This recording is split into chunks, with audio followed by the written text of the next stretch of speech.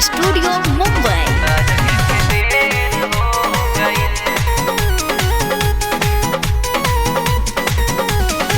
भूखे पिया से कापे थोरो थोरो दहिया, छठी माई से लागल बावे सोनहिया। भूखे पिया से कापे थोरो थोरो दहिया, छठी माई से लागल बाटे सोनहिया। तनी करी ना विचार ढेर देर हो गई। अरे पूर्व दिशा से उगी है सूरज देव अर्घ के बेर हो गई। अरे पूर्व दिशा से उगी है सूरज देव अर्घ के बेर हो गई। अरे तो चले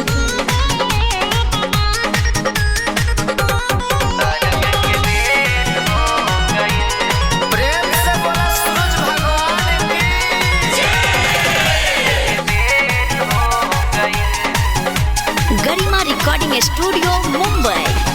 तीन दिन से भूखे पिया से सब अर्जी लगावता।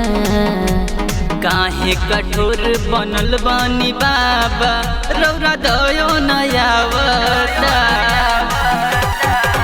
तीन दिन से भूखे पिया से सब अर्जी लगावता। काहे कठोर बनल बानी बाबा, रौरा दयो नयावता। बोल लागल चुचुहिया सबेर हो गई। हर पूर्व दिशा से उगी है सूरज देव अर्घ के बेर हो गई। अरे पूर्व दिशा से उगी है सूरज देव अर्घ के बेर हो गई।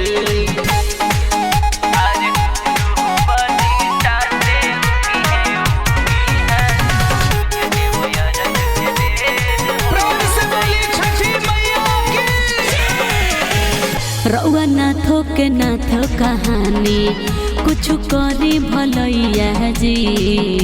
हाथ जोड़ अर्जी करेल दीपक ए सूरज गोसैया जी। अरे सुनी रउआ नाथो के नाथ कहानी कुछ करी भलैया जी। हाथ जोड़े अर्जी करेल दीपक ए सूरज गोसैया जी। कहे नीतीश नरेंद्र अबेर हो गई। अरे पूर्व दिशा से उगी है सूरज देव अर्घ के बेर हो गई। अरे पूर्व दिशा से उगी है सूरज देव